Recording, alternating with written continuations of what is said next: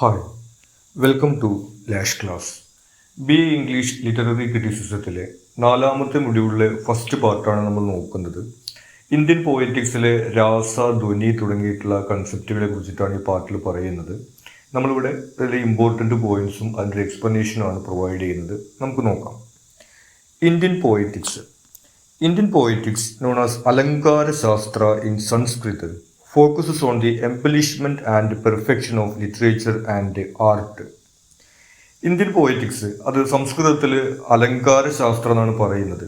അത് എംബലിഷ്മെന്റ് എന്ന് വെച്ചിട്ടുണ്ടെങ്കിൽ ഡെക്കറേഷൻ ആണ്, അതായത് അതിൻ്റെ സൗന്ദര്യം വർദ്ധിപ്പിക്കുക എന്നുള്ളത്. പിന്നീട് പെർഫെക്ഷനുമാണ്, ലിറ്ററേച്ചറിൻ്റെയും ആർട്ടിൻ്റെയും. സാഹിത്യത്തിന് മാത്രമല്ല, പൊതുവിൽ ആർട്ടിന് എല്ലാം ഉൾപ്പെടുത്തിക്കൊണ്ടുള്ള ഒരു കൺസെപ്റ്റാണ് ഈ അലങ്കാര ശാസ്ത്രം എന്ന് പറയുന്നത്. Philosophical view.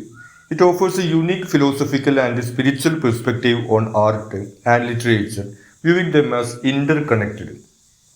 ഇനി നമുക്കറിയാം, ഈ ക്ലാസിക്കൽ കൺസെപ്റ്റ് എന്നുള്ള രീതിയിൽ ഇത് ഒരു ലിറ്റററി ക്രിറ്റിസിസം മാത്രമല്ല, ഒരു ഫിലോസഫിക്കൽ ആയിട്ടുള്ള ഒരു ആസ്പെക്ട് കൂടി ഇതിനുള്ളതായിട്ട് നമുക്ക് കാണാൻ കഴിയും.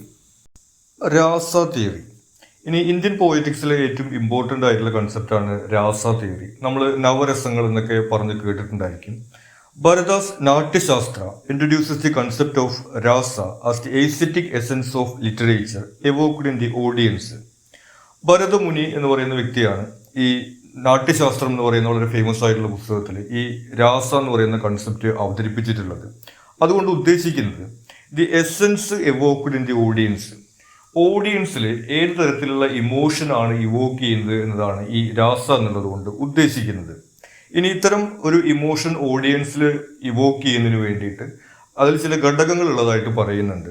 അവയാണ് vibhavas, objective conditions of evoking and emotion. അതായത് ഓഡിയൻസിൽ ഒരു ഇമോഷൻ ഉണ്ടാക്കുന്നതിന് വേണ്ടിയിട്ടുള്ള കണ്ടീഷൻസ്. ഇപ്പം നമുക്കറിയാം, ഒരു ഭയം ഉണ്ടാക്കുന്നതാണെങ്കിൽ ഇപ്പോൾ നാടകത്തിലാണെങ്കിലും അതുപോലെ തന്നെ ലിറ്ററേച്ചറിലാണെങ്കിലും അതിന് അനുകൂലമായിട്ടുള്ള കാര്യങ്ങൾ അവിടെ അവതരിപ്പിക്കണം. അത്തരത്തിലുള്ള കാര്യങ്ങളാണ് വിഭവ എന്ന് പറയുന്നത്. അതിൽ രണ്ട് രീതിയിൽ വരുന്നുണ്ട്. ഒന്ന് അലംഭാവ വിഭവ, റെഫേഴ്സ് ടു ക്യാരക്ടേഴ്സ്, ആൻഡ് ഉദ്ദീപന വിഭവ, റെഫേഴ്സ് ടു സർക്കംസ്റ്റാൻസസ്. അപ്പോൾ അലംഭാവ വിഭവ എന്ന് പറയുന്നത് ക്യാരക്ടേഴ്സ് ആണ്. ഇനി ഉദ്ദീപന വിഭവ എന്ന് പറയുന്നത് സർക്കംസ്റ്റാൻസസ് ആണ്. നമ്മുടെ ഉദാഹരണം നോക്കുകയാണെങ്കിൽ, നമ്മളൊരു ഹൊറർ സിനിമയുടെ അല്ലെങ്കിൽ അങ്ങനെ ഒരു രംഗം എടുത്ത് നോക്കുകയാണെങ്കിൽ അവിടെ നമ്മൾ ഭയപ്പെടുന്ന ക്യാരക്ടർ ഉണ്ടാകാം. അതുപോലെ തന്നെ അവിടെ ഇരുട്ടോ അല്ലെങ്കിൽ ആ രീതിയിൽ അവിടുത്തെ ഒരു ചുറ്റുപാട് ചിത്രീകരിച്ചിരിക്കുന്നത് ഭയപ്പെടുത്തുന്ന രീതിയിൽ ആയിരിക്കാം. ആ രീതിയിൽ ഈ ഇമോഷൻസ് ഇവോക്ക് ചെയ്യുന്ന ഒരു ഘടകമാണ് വിഭവ എന്ന് പറയുന്നത്. അതിൽ ആക്ടേഴ്സും വരുന്നുണ്ട്, അതായത് ക്യാരക്ടേഴ്സും വരുന്നുണ്ട്, കൂടാതെ അതിലുള്ള ഈ ഒരു സെറ്റിങ്സ് അല്ലെങ്കിൽ സർക്കംസ്റ്റാൻസും വരുന്നുണ്ട്. Anubhavas, psychophysical manifestations or enactment of emotions. അനുഭവം എന്ന് പറയുന്നത് ഏറെക്കുറെ അഭിനയമാണ്. അതായത് ആ ഒരു ഇമോഷൻസ് ഓഡിയൻസിന് കിട്ടാൻ വേണ്ടിയിട്ട് ഈ ക്യാരക്ടേഴ്സ് അല്ലെങ്കിൽ ആക്ടേഴ്സ് അവിടെ അഭിനയിക്കും. നമുക്ക് പ്ലേ അല്ലെങ്കിൽ നാടകത്തെ സംബന്ധിച്ചിട്ടാണ് നമ്മൾ പറയുന്നത്. അപ്പോൾ ആ രീതിയിലുള്ള ഈ സൈക്കോ ഫിസിക്കൽ മാനിഫെസ്റ്റേഷൻസ്, നമുക്കറിയാം ഓരോ ക്യാരക്ടേഴ്സ് ആ സാഹചര്യത്തിനനുസരിച്ചിട്ട് ആ ഭാവങ്ങൾ അവിടെ പ്രകടിപ്പിക്കുന്നുള്ളത്. അതാണ് അനുഭവം എന്ന് പറയുന്നത്. ഇനി vyabhichari bhavas, fleeting or temporary emotions that go along the main emotions. അപ്പോൾ നമുക്കറിയാം, പല ഇമോഷൻസും പരസ്പരം കണക്റ്റഡ് ആയിരിക്കും. ഇപ്പോൾ ദേഷ്യം വന്നിട്ടുള്ള ഒരാൾക്ക് ചിലപ്പോൾ ദേഷ്യത്തിൻ്റെ കൂടെ സങ്കടവും അനുഭവപ്പെടുന്നുണ്ടായിരിക്കാം. ആ രീതിയിൽ ഇങ്ങനെ ടെമ്പററി ആയിട്ട് ഒരു മെയിൻ ഇമോഷൻ്റെ കൂടെ ഉണ്ടാവുന്ന ഇമോഷൻസിനെയാണ് ഈ വ്യഭിചാരി ഭാവാസ് എന്ന് പറയുന്നത്. അഭിനവ് ഗുപ്താസ് കോൺട്രിബ്യൂഷൻസ്. അഭിനവ് ഗുപ്ത ഇന്റർപ്രിറ്റഡ് ഭരദാസ് രാസ തിയറി. അപ്പോൾ നമ്മൾ നേരത്തെ പറയേണ്ടത് ഭരതമുനിയാണ് നാട്യശാസ്ത്ര എന്നതിലൂടെ ഈ രാസ തിയറി അവതരിപ്പിച്ചിട്ടുള്ളത്. അത് ഇന്റർപ്രറ്റ് ചെയ്യുന്നതിൽ അല്ലെങ്കിൽ വ്യാഖ്യാനിക്കുന്നതിൽ പ്രധാന പങ്ക് വഹിച്ചിട്ടുള്ള ക്രിട്ടിക്കാണ് അഭിനവ ഗുപ്ത. അദ്ദേഹം പറയുന്ന ഒരു കൺസെപ്റ്റ് സ്ഥായി ഭാവ എന്നുള്ളതാണ്. The primary emotions are the amorous, the ludicrous, the pathetic, the heroic, the passionate, the fearful, the nauseating and the wondrous. നമ്മൾ നേരത്തെ കേട്ടിട്ടുണ്ട് നവരസങ്ങൾ എന്നുള്ളൊരു സങ്കല്പം. അതാണ് ഇവിടെ പറയുന്നത്. ആ ഒരു 9 ഇമോഷൻസ് ആണ് ഏറ്റവും പ്രൊമിനൻ്റ് ആയിട്ടുള്ളത്, സെൻറ്റർ ആയിട്ടുള്ള ഇമോഷൻസ് എന്നാണ് പറയുന്നത്. It is not apply to real life experiences, it is only applicable to artistic expressions. ഇവിടെ നമ്മൾ ശ്രദ്ധിക്കേണ്ട ഒരു കാര്യം, സാധാരണ വ്യക്തികൾക്ക് അവരുടെ ജീവിതത്തിൽ ഇങ്ങനെ ഇമോഷൻസ് ഉണ്ടാവുന്നതുമായിട്ട് ഈ ഒരു തിയറി ബന്ധപ്പെടുത്തുന്നില്ല. ഇത് ആർട്ടിസ്റ്റിക് എക്സ്പ്രഷൻ ആണ്, അതായത് ഒരു ലിറ്ററേച്ചറിനകത്ത് അല്ലെങ്കിൽ ഒരു സ്റ്റേജ് പെർഫോമൻസിനകത്ത് അവതരിപ്പിക്കുന്ന ഒരു കാര്യത്തിൽ മാത്രമാണ് ഈ 9 ഇമോഷൻസ് ആണ് ഉള്ളത് എന്ന് പറയുന്നത്. Samyoga. The various techniques a writer uses to evoke rasa in the audience. അപ്പോൾ നമ്മൾ നേരത്തെ പറയുകയുണ്ടായി, ഈ ഓഡിയൻസിൽ ഈ ഇമോഷൻസ് അനുഭവിപ്പിക്കുക എന്ന് പറയുന്നതാണ് ഇതിൻ്റെ ഒരു ലക്ഷ്യം എന്നുള്ളത്. ആ രീതിയിൽ അതിനുവേണ്ടി റൈറ്റർ ചെയ്യുന്ന കാര്യങ്ങളെയാണ് സംയോഗ എന്ന് പറയുന്നത്. നമ്മൾ നേരത്തെ പറയേണ്ടായി വിഭവ, അനുഭവ എന്ന രീതിയിൽ സർക്യൂംസ്റ്റാൻസ്, ക്യാരക്ടർ, അതുപോലെ തന്നെ ആക്ടിങ് തുടങ്ങിയിട്ടുള്ള കാര്യങ്ങളെ കുറിച്ച് നമ്മൾ പറയുകയുണ്ടായി. അതെല്ലാം ഉപയോഗിച്ചുകൊണ്ട് ആ ഒരു എഫക്റ്റ് ഓഡിയൻസിൽ ഉണ്ടാക്കുന്നതിനെയാണ് സംയോഗ എന്ന് പറയുന്നത്. ഇനി രാസനിപ്പത്തി. The successful creation of the desired emotional response in the audience. ആ ഒരു കാര്യത്തിൽ വിജയിക്കുമ്പോൾ അതിനെയാണ് രാസനിപ്പത്തി എന്ന് പറയുന്നത്. ഒരു ഉദാഹരണം പറയുകയാണെങ്കിൽ നിങ്ങൾക്കും ചിലപ്പോൾ അനുഭവം ഉണ്ടായിരിക്കാം. ചില ഹൊറർ സിനിമകളൊക്കെ കണ്ടു കഴിഞ്ഞാൽ നമ്മൾ ചിലപ്പോൾ പേടിക്കുന്നതിന് പകരം ചിരിക്കുന്ന ഒരു സാഹചര്യം ഉണ്ടായിരിക്കും. അത് ശരിയായിട്ടുള്ള രീതിയിൽ അവതരിപ്പിക്കാൻ വേണ്ടി കഴിഞ്ഞിട്ടില്ലെങ്കിൽ അവിടെ ഇത് ക്രിയേറ്റ് ചെയ്ത ആൾ ഉദ്ദേശിച്ചൊരു ഇമോഷൻ ആവില്ല ചിലപ്പോൾ ഓഡിയൻസിന് കിട്ടുക. അപ്പോൾ അങ്ങനെ വരാതെ ഈ ക്രിയേറ്റ് ചെയ്ത ആൾ ഉദ്ദേശിച്ച ഇമോഷൻ തന്നെ ഓഡിയൻസിൽ കിട്ടുന്ന ഒരു സാഹചര്യത്തിനെയാണ് രാസനിപ്പത്തി എന്ന് പറയുന്നത്. ഇനി sahridaya. The ideal audience member, someone with a sensitive heart who can fully engage with the work and experience the രാസ. ഇനി മറ്റൊരു കാര്യം, ഓഡിയൻസിൽ ഇമോഷൻ ഉണ്ടാവണം എന്നുണ്ടെങ്കിൽ ഓഡിയൻസ് ഇമോഷൻസ് ഉള്ള ആളുകളായിരിക്കണം. ഇപ്പൊ നമുക്കറിയാം, ചില ആളുകൾക്ക് ചില കാര്യങ്ങൾ താല്പര്യം ഉണ്ടാവില്ല. ചിലർക്ക് റൊമാൻറ്റിക് ആയിട്ടുള്ള സിനിമകളോ അല്ലെങ്കിൽ നാടകങ്ങൾ കാണാൻ താല്പര്യം ഉണ്ടാവില്ല. ചിലർക്ക് ഈ ഫൈറ്റിങ്ങോ അങ്ങനെയുള്ള കാര്യങ്ങൾ കാണാൻ വേണ്ടി താല്പര്യം ഉണ്ടാവില്ല. അപ്പോൾ അവരിൽ ആ ഒരു ഇമോഷൻ ഉണ്ടാക്കിയെടുക്കാൻ സാധിക്കില്ല. അപ്പോൾ ആ ഒരു വിഷയത്തിൽ താല്പര്യവും അറിവുമുള്ള ആളുകൾക്കാണ് അത് കൂടുതലായിട്ട് ആസ്വദിക്കാനും അവരിലാണ് ആ ഇമോഷൻസ് ഉണ്ടാക്കാനും വേണ്ടി കഴിയുക. അതുകൊണ്ട് അത്തരം ഒരു ഐഡിയൽ ഓഡിയൻസിനെ വിളിക്കുന്നതാണ് സഹൃദയ എന്നുള്ളത്. നമ്മൾ കേട്ടിട്ടുണ്ടായിരിക്കും ഈ അനൗൺസ്മെന്റിലൊക്കെ സഹൃദയരെ എന്ന് പറഞ്ഞുകൊണ്ട് അവർ അഭിസംബോധന ചെയ്തത്. അതാണ് ഈ ഒരു കൺസെപ്റ്റിൽ വരുന്നത്. മമതാസ് വ്യൂസ്. ഇദ്ദേഹവും നേരത്തെ അഭിനവ് ഗുപ്ത പറഞ്ഞ അതേ കാര്യങ്ങളൊക്കെ തന്നെയാണ് പറയുന്നത്. Highlight the importance of vibhavas. നമ്മൾ പറയുന്നുണ്ടായി ഈ വിഭവം എന്ന് പറയുന്നത് ഈ സർക്യൂംസ്റ്റാൻസസും ക്യാരക്ടേഴ്സും ഈ ഒരു ഓഡിയൻസിൽ ഇമോഷൻസ് ഉണ്ടാക്കുന്നതിൽ നിർണായകമാണെന്ന് പറയുന്നുണ്ടായി. അത് ഇദ്ദേഹവും ആവർത്തിക്കുന്നുണ്ട്. മറ്റൊരു കാര്യം വേറെ വരുന്നത് വ്യക്തിവാദയാണ്. അത് നമ്മൾ സഹൃദയ എന്നുള്ള കൺസെപ്റ്റിൽ പറഞ്ഞ കാര്യം തന്നെയാണ്. Sthayi bhava already exists in the audience, it is not produced but evoked with art. അതായത് ഈ ഓഡിയൻസിൽ ഈ ഇമോഷൻസ് ഓൾറെഡി ഉള്ളതായിരിക്കും. അവരിൽ നിന്ന് അവരിലുള്ള ഇമോഷൻസിന് പുറത്തെടുക്കുകയാണ് ഈ ഒരു ആർട്ടിലൂടെ ചെയ്യുന്നത്. അവരിൽ പുതിയൊരു ഇമോഷൻ ക്രിയേറ്റ് ചെയ്യാൻ വേണ്ടി സാധിക്കില്ല എന്നാണ് പറയുന്നത്. നമ്മൾ നേരത്തെ സഹൃദയയുടെ കാര്യത്തിൽ പറഞ്ഞല്ലോ. അതായത് ആ ഒരു വിഷയത്തിൽ താല്പര്യമുള്ള ആളുകളിലാണ് നമുക്ക് ആ ഇമോഷൻസ് ഉണ്ടാക്കാൻ കഴിയുക എന്ന് പറഞ്ഞു. അതിൻ്റെ തന്നെ വേറൊരു രൂപമാണ്. അതായത് ഓഡിയൻസിന്റെ ഉള്ളിൽ അവരുടെ മനസ്സിലുള്ള ഒരു ഇമോഷൻസ് തന്നെയാണ് ആർട്ടിലൂടെ പുറത്തെടുക്കാൻ വേണ്ടി സാധിക്കുള്ളൂ. രാസ is effective with achieved through imagery. മറ്റൊരു കാര്യം പറയുന്നത് ഇമേജറിയിലൂടെ, അതായത് ഈ ഇമോഷൻസ് നേരിട്ട് വാക്കുകളിലൂടെ പറയുന്നതിന് പകരം അത് ഈ പ്രവൃത്തികളിലൂടെയും ഇമേജറിയിലൂടെയും അവതരിപ്പിക്കുന്നതാണ് നല്ലതായിരിക്കുക എന്ന് പറയുന്നു. അടുത്തത് വരുന്നത് ധ്വനി തിയറി. അനന്തവർദ്ധന എന്ന് പറയുന്ന ക്രിട്ടിക്കാണ് ഈ ഒരു തിയറി മുന്നോട്ട് വയ്ക്കുന്നത്.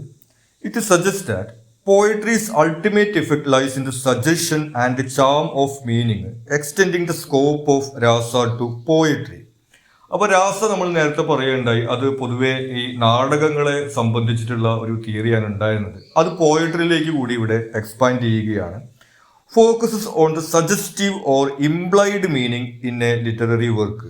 അപ്പോൾ നമുക്കറിയാം, ഈ സാഹിത്യത്തിൻ്റെ അകത്ത് സാധാരണ ഉപയോഗിക്കുന്ന ഭാഷയല്ല, കുറച്ച് ആലങ്കാരികമായിട്ടുള്ള ഭാഷ ഉപയോഗിക്കുന്നു നമുക്കറിയാം. ആ രീതിയിൽ പല കാര്യങ്ങളും എന്താണ്, ഈ വാക്കുകൾക്കുള്ള അർത്ഥം അല്ലാതെ ഡീപ്പ് മീനിങ് എന്നൊക്കെ നമ്മൾ പറയാറുണ്ടല്ലോ. ഇപ്പോൾ ഒരു ഉദാഹരണം പറയുകയാണെങ്കിൽ നമ്മൾ പല പേഴ്സോണിഫിക്കേഷൻ, മെറ്റഫർ തുടങ്ങിയിട്ടുള്ള കാര്യങ്ങളൊക്കെ ഉപയോഗിച്ചുകൊണ്ട് ചില കാര്യങ്ങൾ പറയാതെ പറയുന്ന സാഹചര്യം ഉണ്ടാവും. ആ രീതിയിൽ സജസ്റ്റീവ് ലാംഗ്വേജ് ഉപയോഗിക്കുന്നതിനെയാണ് ധ്വനി തിയറി എന്ന് പറയുന്നത്. Such use of language is called vyanjana. ആ രീതിയിൽ ലിറ്ററേച്ചറിനകത്ത് ലാംഗ്വേജ് ഉപയോഗിക്കുന്നതിനെ വ്യഞ്ജന എന്നാണ് പറയുന്നത്. Vakrokti theory. Vakrokti or indirect expression is seen as the soul of poetry, as it suggests deeper meanings and adds beauty through suppression in expression. നമുക്കറിയാം, ഈ പോയട്രിക്കകത്ത്, കവിതകൾക്കകത്ത് കാര്യങ്ങൾ നേരിട്ട് പറയുകയല്ല ചെയ്യുക, അത് ആലങ്കാരികമായിട്ട് പറയുകയാണ് ചെയ്യുക. നമ്മൾ നേരത്തെ പറഞ്ഞിരുന്നു. ആ രീതിയിൽ ഈ മെറ്റഫർ, സിമിലി തുടങ്ങിയിട്ടുള്ള എക്സ്പ്രഷൻസ് ഉപയോഗിച്ചുകൊണ്ട് കാര്യങ്ങൾ നേരിട്ട് പറയാതെ ഇൻഡയറക്റ്റ് ആയിട്ട് പറയുന്നതാണ് ഈ പോയട്രിക്ക് ബ്യൂട്ടി കൊടുക്കുന്നത്. അത്തരത്തിൽ ഉള്ള ഈ ഭാഷാ പ്രയോഗത്തിനെയാണ് വക്രോക്തി എന്ന് പറയുന്നത്. അടുത്തത് അലങ്കാര തിയറി. അലങ്കാരം എന്ന് കേട്ടാൽ തന്നെ നമുക്കറിയാം ഡെക്കറേഷൻ എന്നുള്ളതാണ് അതുകൊണ്ട് ഉദ്ദേശിക്കുന്നത്. അലങ്കാര or figurative expression embellishes poetry with various literary devices to enhance its beauty and aesthetic appeal. അപ്പൊ നേരത്തെ നമ്മൾ വക്രോക്തിയിലും അതുപോലെ ധ്വനിയിലും എല്ലാം കാര്യങ്ങൾ പറഞ്ഞത് മീനിങ്ങുമായി ബന്ധപ്പെട്ടിട്ടാണ്. ഡീപ്പർ മീനിങ്, ഇൻഡയറക്റ്റ് മീനിങ് തുടങ്ങിയിട്ടുള്ള കാര്യങ്ങൾ കൊടുക്കാൻ വേണ്ടിയിട്ടാണ് ഈ വക്രോക്തിയിലും അതുപോലെ ധ്വനിയിലുമെല്ലാം നമ്മൾ പറഞ്ഞിരുന്നത്. അലങ്കാര നമുക്കറിയുന്ന പോലെ ഡെക്കറേഷൻ ആണ്. അത് അതിന്റെ ബ്യൂട്ടിഫിക്കേഷന് വേണ്ടിയിട്ടാണ്, ഒരു പോയട്രിയുടെ ഒരു കവിതയുടെ ഭംഗി നന്നാക്കുന്നതിന് വേണ്ടിയിട്ടാണ് ഇത്തരത്തിലുള്ള അലങ്കാരങ്ങൾ ഉപയോഗിക്കുന്നത്. They are figures of speech like simile, metaphor, personification and so on, used for beautifying poetry. നമ്മൾ നേരത്തെ പറഞ്ഞതുപോലെ തന്നെയുള്ള ഈ സിമിലി, മെറ്റഫർ, പേഴ്സോണിഫിക്കേഷൻ തുടങ്ങിയതൊക്കെ തന്നെയാണ് ഇവിടെയും വരുന്നത്. വ്യത്യാസം എന്ന് പറയുന്നത് വക്രോക്തിയും ധ്വനിയുമെല്ലാം ഒരു ഡീപ്പർ മീനിങ് കൊടുക്കുന്നതിന് ധ്വനിയും, വക്രോക്തി എന്ന് പറയുന്നത് ഇൻഡയറക്റ്റ് മീനിങ് കൊടുക്കുന്നതിനും, അലങ്കാര എന്ന് പറയുന്നത് അതിനെ ബ്യൂട്ടിഫൈ ചെയ്യുന്നതിനുമാണെന്നുള്ള വ്യത്യാസമാണുള്ളത്. ഇതിലും ഈ പോയറ്റിക് ഡിവൈസസ് അതുപോലെ തന്നെ ഈ ഫിഗർ ഓഫ് സ്പീച്ച് തുടങ്ങിയിട്ടുള്ള ഡിവൈസസുകൾ തന്നെയാണ് ഉപയോഗിക്കുന്നത്. ഇനി ഈ സെക്ഷനിൽ ലാസ്റ്റ് വരുന്നത് തിണൈ ഇൻ തമിഴ് പോയറ്റിക്സ് ആണ്. Tinai refers to poetic modes or themes in Tamil literature categorising landscapes and themes for poetic expression. അപ്പോൾ നമ്മൾ നേരത്തെ എങ്ങനെ എഴുതണം അല്ലെങ്കിൽ ഏത് രീതിയിലുള്ള എഫക്റ്റ് ഉണ്ടാക്കണം തുടങ്ങിയിട്ടുള്ള കാര്യങ്ങളാണ് പറഞ്ഞിരുന്നതെങ്കിൽ ഈ തിണൈ എന്ന് പറയുന്ന കൺസെപ്റ്റിൽ കാറ്റഗറൈസേഷൻ ആണ് വരുന്നത്. ഈ കവിതകളെ അല്ലെങ്കിൽ പാട്ടുകളെ തരം തിരിക്കുന്നതാണ് ഇതിൽ വരുന്നത്. നമ്മൾ സ്കൂൾ പഠിക്കുമ്പോൾ കേട്ടിട്ടുണ്ടാവാൻ സാധ്യതയുണ്ട്. അകം തിണൈസ്, പുറം തിണൈസ്. അകംപാട്ട്, പുറംപാട്ട് എന്നുള്ള രീതിയിലാണ് പറയുന്നത്. അകം എന്നുള്ളത് ആ പേര് സൂചിപ്പിക്കുന്നത് പോലെ തന്നെ എന്താണ്, ഇന്നർ ജനേഴ്സ് ആണ്. അതായത് വ്യക്തിപരമായിട്ടുള്ള കാര്യങ്ങളും, അതായത് രണ്ട് വ്യക്തികൾ തമ്മിലോ അല്ലെങ്കിൽ പ്രണയം, സൗഹൃദം അങ്ങനെയുള്ള തീമുകളാണ് അകം തിണയിൽ വരുന്നത്. ഇനി പുറം തിണ എന്ന് പറയുന്നത് കുറച്ചുകൂടി ജനറൽ ആയിട്ടുള്ള കാര്യങ്ങളാണ്. അതിനകത്ത് ഹീറോയിക്ക് അല്ലെങ്കിൽ യുദ്ധമായി ബന്ധപ്പെട്ടിട്ടുള്ള അല്ലെങ്കിൽ ഫിലോസഫിക്കൽ ആയിട്ടുള്ള, മോറൽ ആയിട്ടുള്ള, ജനറൽ ആയിട്ടുള്ള കാര്യങ്ങളാണ് പുറം തിണയ്ക്കകത്ത് വരുന്നത്. അപ്പോൾ ഈ രീതിയിൽ ഒരു ക്ലാസിഫിക്കേഷൻ ആണ് ഈ തിണൈ തമിഴ് ലിറ്ററേച്ചറിനകത്ത് നടക്കുന്നത്. ഒന്ന് അകം തിണൈ അല്ലെങ്കിൽ നമ്മൾ അകംപാട്ടുകൾ എന്ന് പറഞ്ഞ് പഠിച്ചിട്ടുള്ളത്, അത് എന്താണ്, ഈ പേഴ്സണൽ ആയിട്ടുള്ള എക്സ്പീരിയൻസുകളെ കുറിച്ചിട്ടുള്ള കൃതികളാണ്. മറ്റൊന്ന് പുറം തിണയാണ് അല്ലെങ്കിൽ പുറം പാട്ടുകൾ എന്ന് പറയുന്നത്. അത് ഫിലോസഫിക്കൽ അതുപോലെ തന്നെ ജനറൽ ആയിട്ടുള്ള കാര്യങ്ങളെ കുറിച്ചിട്ട് പറയുന്നതാണ്. ഇനി 5 തരത്തിലുള്ള തിണകൾ ആണ് ഉള്ളത് എന്നുള്ള കാര്യങ്ങളൊക്കെ നമ്മൾ മുമ്പ് സ്കൂളുകളിൽ കേട്ടിട്ടുള്ളതാണ്. ഈ മുല്ലൈ, മറുതം, നെയ്തൽ എന്നൊക്കെ പറയുന്നത് അത് അതിന്റെ ലാൻഡ്സ്കേപ്പുമായി ബന്ധപ്പെട്ടിട്ടുള്ളതാണ്. മുല്ലൈ എന്ന് പറയുന്നത് ഫോറസ്റ്റുകൾ ആണ്. ഇനി മരുതം എന്ന് പറയുന്നത് പുഴയോട് ചേർന്ന് കിടക്കുന്ന പ്രദേശങ്ങളാണ്. നെയ്തൽ എന്ന് പറയുന്നത് തീരപ്രദേശങ്ങളാണ്. പാലൈ എന്ന് പറയുന്നത് മരുഭൂമിയായിട്ട് ബന്ധപ്പെട്ട പ്രദേശങ്ങളാണ്.